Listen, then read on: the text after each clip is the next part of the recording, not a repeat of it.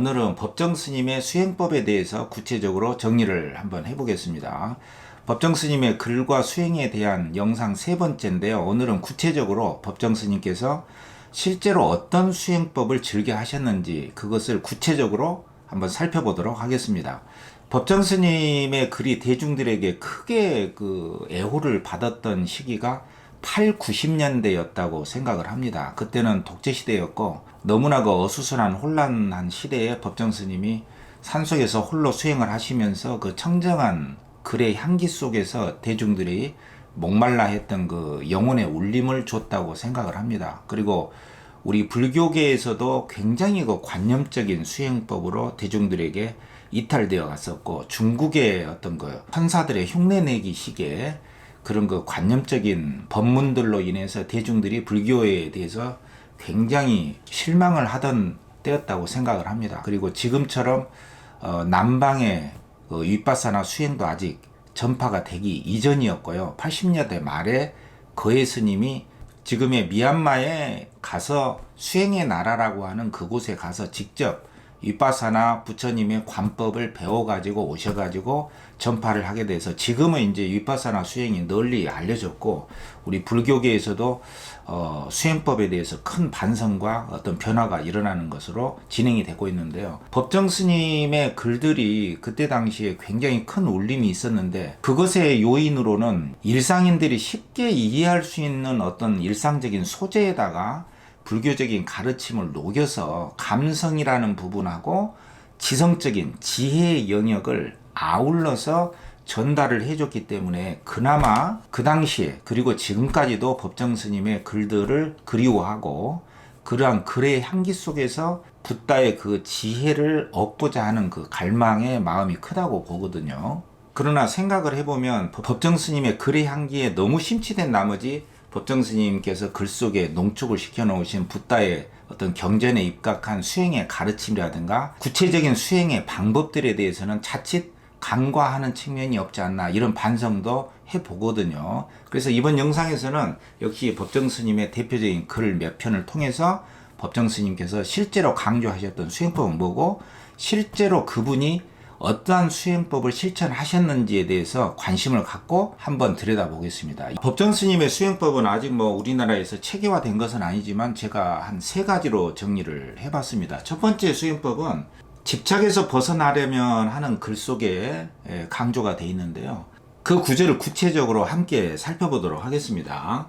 불교 경전 가운데 깨달음에 이르는 구체적인 방법이 제시되어 있습니까? 어떤 청년이 법정 스님이 사는 그 암자에 와서 이런 질문을 했고, 거기에 이 글을 통해서 법정 스님께서 답변을 해준 글입니다. 요게 이제 법정 스님의 어떤 수행 방법을 보여준 글이라고 볼 수 있거든요. 이제 글을 계속 읽어보겠습니다.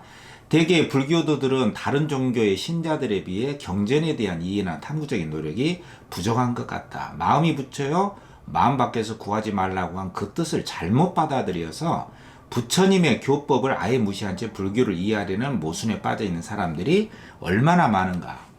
중암 염처경에는 깨달음에 이르는 길을 구체적으로 이와 같이 가르치고 있다. 중생의 마음을 깨끗이 하고 걱정과 두려움에서 건지며 고뇌와 슬픔을 없애고 바른 법을 얻게 하는 뛰어난 길이 있다. 그것은 곧 사념처 법이다. 그 열반에 이르려면 다음 네 가지, 즉 몸과 느낌과 마음과 현상에 대해서 똑바로 관찰하고 끊임없이 꾸준히 정진하여 바른 생각과 지혜로서 세상의 허역과 번뇌를 끊어버려야 한다. 관찰이란 안으로 면밀히 살피는 것이다. 석가모니 부처님께서 닦으신 것도 이 관법이었지 중국의 선불교가 아니었다는 사실을 우리는 알아야 한다.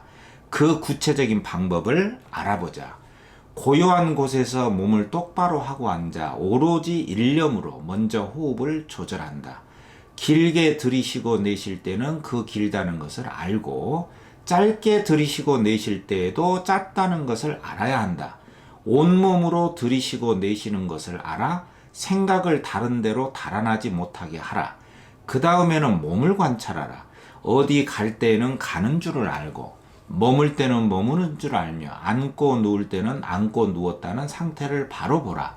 그래서 생각이 그 몸의 동작 밖으로 흩어지지 않게 하라. 그 어떤 사물에도 생각을 팔지 말고 오로지 이 몸 관찰하는 데에만 머물게 하라. 자, 이렇게 윗바사나를 제시하고 있는 대념처경의 그 구절을 이미 법정 스님께서 이렇게 강조를 했거든요. 이 부분을 실제 수행하는 방법과 더불어서 실제로 실행을 한번 해보고 해설을 하기 위해서는 상당한 분량이 필요한데요. 간단하게만 말로만 좀 해설을 좀 하면은 이렇습니다. 사념처 중에 신념처 호흡 명상을 강조하신 부분이거든요. 이 호흡 명상은 신념처, 신수신법에서 몸에 관한 수행법에 해당이 됩니다. 여기에 빨려 경전에 보면은 전면에 마음을 두고 호흡을 알아차림하라 이런 구절이 있습니다. 이 전면에 마음을 두고라는 부분이 빠리묵항이라고 하는 부분으로 빨려 경전에 나와 있거든요. 그러니까 이 전면이라고 하는 부분이 뭐 논란이 많습니다. 어떤 학자는 입 주변에 전면에 앞에 호흡을 둔다 이렇게 보는데, 이 전면이 뭐냐에 대해서는 논란이 많거든요. 입 주변으로 볼 수도 있고 몸 전체로 볼 수도 있습니다. 그러나 어쨌든 호흡이라는 것에 마음을 둔다. 그러니까 마음이 있는 곳에 몸을 두는 게 아니라 몸이 있는 곳에 마음을 둬라. 몸이 있는 곳에 마음을 가져와라. 이런 뜻이고요. 몸 중에서도 호흡에 마음을 두라는 뜻이거든요. 근데 호흡이 나가고 들어가는 곳은 이 콧구멍과 이 입술 주변에 이 호흡이 맞닿는 들숨, 날숨하는 이 윗입술의 요 부분에다가 특히 마음을 두는 수행법도 있고요. 온몸 전체, 그러니까 온몸으로 숨을 들이마시고 온몸으로 숨을 내쉬고, 이렇게 하면은 우리의 의식은 전면에 두기 마련이거든요. 그렇기 때문에 이렇게 호흡 하나에 마음을 두고 몸을 알아차림하라라고 하는 수행법을 강조를 하신 거거든요. 그래서 이 호흡 하나에다가만 오로지 집중하는 것을 우리가 사마타 명상이라고 하고요. 사마디를 집중 개발하는 명상이라 해서 집중 명상, 그리고 선정, 삼매를 닦는 수행이다 이렇게 말을 합니다. 그리고 이 호흡에다만 꼭 집중을 하는 게 아니라 우리가 흔히 이제 중국에 번역된 글로 유명한 구절이 있지 않습니까? 행주자와 어묵 동정에, 그러니까 가고, 머물고, 앉고, 와, 눕고, 말할 때도, 이렇게 말을 할 때도, 또 침묵을 할 때도, 또 움직일 때도, 고요할 때도 마음이 어느 곳에 현재 내가 머물고 있는가, 그 내 마음을 주시하라. 움직이지 않고 있을 때도 일종의 동작이라고 보고요. 일상의 동작에 마음을 거기에 머물도록 하라. 그러니까 오로지 움직일 때는 발을 뗄 때는 발을 떼는 그 동작에만 마음을 집중하고, 또 이렇게 볼 때는 대상에도 머물지 말고 자기 마음속에 일어나는 생각에 머물지도 말고 안팎으로 머물지 말고 오로지 거기에만 마음을 두도록 해라 라는 뜻인데요. 이 간단한 법정 스님의 말씀하시는 부분도 실제 수행 방법으로는 굉장히 구체적인 훈련을 좀 거쳐야 됩니다. 어쨌든 이 신수심법이라고 하는 몸, 느낌, 마음, 그리고 온갖 현상들의 마음이 집중이 되도록 하라. 이 사념처법을 이렇게 일찌감치 강조를 하신 셈이죠. 자, 이 부분은요, 사실 이 경전이라든가 어떤 글에만 메모리 되면은 사실 이 부분의 수행법을 자세한 그 구체적인 실행 방법을 놓치기 쉽습니다. 그래서 이 자비와 공이라고 하는 이 아날라요 스님이라고 하는 그 유명한 우리 초기 불교 학자의 그 해설 부분을 통해서 잠깐이나마 들여다보도록 하겠습니다. 실제로는 구체적으로 현장에서 실습을 하는 게 제일 좋고요. 나중에 제가 함께 해보도록 하고요. 여기에서는 그 글을 한번 같이 음미하면서 이 글이 무슨 뜻인가를 한번 살펴보도록 하겠습니다. 잡암경에 볼 때는 보기만 하고, 들을 때는 듣기만 하고, 느낄 때는 느끼기만 하고, 인식할 때는 인식하기만 하라. 이 잡암경이 빨려 경전으로는 쌍유따 니까야라고 합니다. 이 쌍유따 니까야에 보이는 것 안에는 보인 것만이 있을 뿐이며, 들린 것 안에는 들린 것만 있을 뿐이며, 감각된 것 안에는 감각된 것만이 있을 뿐이며, 인식된 것 안에는 인식된 것만이 있을 뿐이다. 신수신법을 이야기한 겁니다. 관법 수행자는 있는 그대로 순수한 경험을 자각하는 데 머물러야 한다. 경험의 자각에만 순수하게 머물 때 번잡한 생각에서 벗어나게 된다. 가래라든가 번뇌, 집착과 연관된 정신적 반응을 일으키지 않는다. 보인 것 안에는 보인 것만이 있을 뿐이며 그대는 그것과 함께 있지 않다. 그대가 그것과 함께 있지 않으므로 그대는 그 속에 없다. 그대가 그 속에 없으므로 그대는 이 세상에도 저 세상에도 그 양자의 중간 세계에도 없다고 합니다. 이렇게 아날라요 스님은 쌍물다야 니까야의 구절을 소개를 하고 있거든요. 이 부분에 대한 해설도 굉장히 중요한데요. 오로지 순수한 경험, 순수한 자각은 어떻게 하는가? 대상에도 이끌리지 않고 일어나는 내 안의 어떤 정신적인 번뇌라든가 과거의 기억, 어떤 여러 가지 가래, 욕망, 내 안의 것들에도 휩쓸리지 않고 바깥에도 휩쓸리지 않는 거. 이게 이제 순수한 경험, 순수한 자각이라고 하는데요. 그러려면 그 뜻이 어떤 것인가를 문자로나마 이해하는 것이 중요하다고 생각을 합니다. 잠깐 해설을 해보면요. 순수한 경험을 할 수 있겠는가? 밥 먹을 때는 밥만 먹고, 뭐 이 선불교에서도 뭐 똥 넣을 때는 똥만 누고 이런 구절들이 많이 나오잖아요. 오로지 그것만 할 뿐, 단지 지금 여기에서 일어나는 행위, 느낌 한 가지에만 마음을 주시할 때 일어나는 번뇌와 동일화되거나 내가 그 번뇌와 하나가 되거나 섞이지 않아서 산란한 마음에 얽매이지 않게 된다. 이게 대상과 동일시되지 않고 내 안의 번뇌와 동일시되지 않는, 말하자면 바깥 것과 안의 것으로부터 다 떠나 있다. 나는 그것으로부터 떠나 있다. 속해 있지 않다. 이거를 탈동일시라고 흔히 말을 하거든요. 말하자면 대상에도 나는 섞여 있지 않고 바깥 대상에도 끌리지 않고 고대에 끌리지 않는다. 이거죠. 일어나는 내 안의 번뇌에도 나는 속하지 않는다. 안에서 일어나는 번뇌에도 나는 속해 있지 않다. 이런 뜻입니다. 자, 다시 법정스님의 글로 다시 돌아가 보겠습니다. 집착에서 벗어나려면 하는 그 수필 속에 있는 글입니다. 경전은 다음과 같이 자신의 몸을 관찰하라고 말하고 있다. 이 육체가 애초에 무엇으로 이루어졌는지 사실대로 관찰해보라. 이 몸은 지, 수, 화, 풍 네 가지 요소가 한데 어울려 된 것임을 분명히 보아야 한다.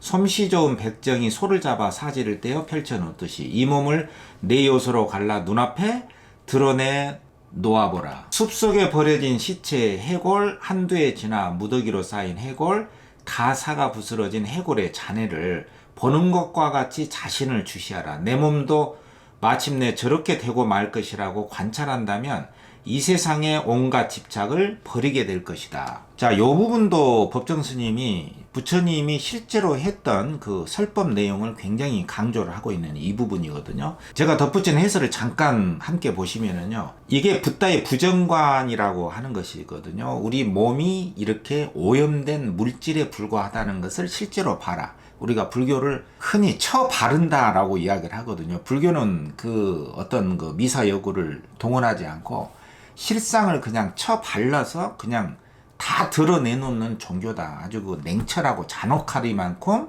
어떤 그 본질을 그대로 보여준다. 실상을 그대로 보여준다는 뜻인데요. 이런 그 시체, 우리가 조만간 시체가 될 것이다. 우리 몸에 그렇게 집착하지 말라. 그것 때문에 이 부정관을 통해서 육체의 한계, 염호, 싫어하는 것을 통해서 탈세간적인 이욕, 이 세간으로부터 벗어날 것임을 강조함으로써 근본적인 삶의 한계를 자각하게 하고 그로부터 살아있는 이생에서의 삶에서 참다운 자유와 행복한 삶을 강조를 한 것이라고 볼 수가 있거든요. 두 번째로는 비관적인 삶을 강조한 것에 본뜻이 있는 것은 뭐 결코 아닙니다. 절망하고 좌절하라 이런 것이 아니라 오히려 삶의 어떤 유한성, 절대적인 한계를 명백하게 보고 참다운 삶의 출발을 강조한 것이고 이게 이제 출가의 정신이라고 볼 수가 있습니다. 뭐 승려복을 입든 아니든 내가 있는 그곳에서 이 세간의 한계를 보고 이생에서의 삶을 즐겁게 힘차게 생명력 있게 살아갈 수 있게 한다면 그것이 바로 출가다 이렇게 본 것이죠. 자, 이렇게 법정스님은 사념처 수행법을 기본적으로 매우 강조를 하셨습니다. 그게 윗바사나 수행법이다 이런 말씀은 안 하셨지만 그것을 강조했다고 볼 수가 있고요. 두 번째 수행법은 감성과 지성을 한껏 활용하라라고 하는 수행법을 강조를 했거든요. 그 하나로서 자연에서 배운다. 또 자연 속에서 삶의 생기를 되찾는 법을 굉장히 강조했습니다. 법정 스님의 수필 속에 곳곳에서 이런 구절들이 많이 등장을 하거든요. 사람은 어디서 무슨 일에 종사하면서 어떤 방식으로 살건 간에 자기 삶 속에 꽃을 피우고 물이 흐르도록 해야 한다. 그렇지 않으면 하루하루 사는 일이 무료하고 지겹고 시들해지고 만다. 수료화계라는 수필 속에 있는 글인데요. 법정 스님의 수필 곳곳에는 물이 흐른다, 꽃이 핀다 이런 그 자연의 현상을 구체적으로 등장을 시킵니다. 그것은 구체적인 자연의 생명력을 우리가 닮아가야 한다는 뜻이거든요. 잠깐 해설을 들여다보면요. 자연의 소리를 침묵 속에서 들을 수 있어야 한다. 이런 이야기고요. 삶의 생기를 찾게 해주는 위대한 교사가 바로 자연이다. 자연 속에서 배우고 깨달을 수 있다는 점을 강조를 한 것이고요. 세 번째는 자연의 섭리라든가 이치를 그대로 우리의 삶의 이치로 받아들일 수 있어야 한다. 왜냐하면 당연히 인간도 자연의 일부이기 때문에 자연의 이치와 논리에서 위배되면 안 된다는 점을 굉장히 강조를 한 것입니다. 네 번째는 인간들의 시시한 말들이라든가 번뇌에서 벗어나서 침묵 속에서 생기를 되찾을 것을 자연의 현상을 통해서 강조를 한 것이라고 볼 수가 있고요.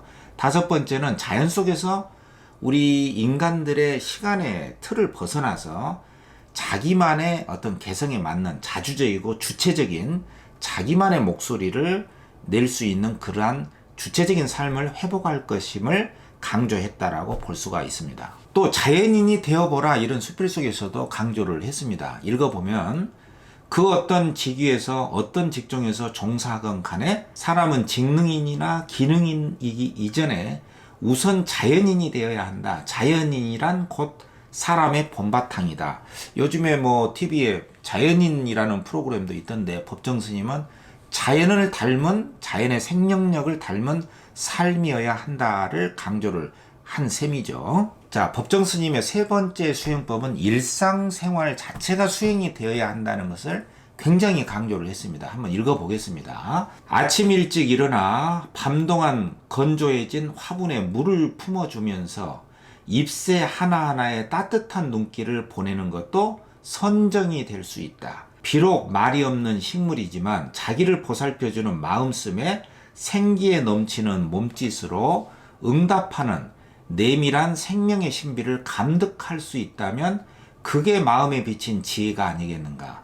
선정과 지혜는 결코 선방의 정진에서만 얻어지는 것이 아님을 다시 한번 명심하기 바란다. 구석구석 쓸고 닦으라 라는 수필 속에 있는 구절입니다. 이런 글귀를 통해서 볼 때요, 꽃을 보는 하나의 시선 자체가 집중과 산매라고 볼 수도 있고, 나의 따뜻한 눈길에 의해서 생기를 찾는 그런 그 꽃잎파리들 속에서 사랑과 자비를 키워낸다면은 그것 자체가 지혜로 가는 깨달음의 길이 될 수도 있다는 말인데요.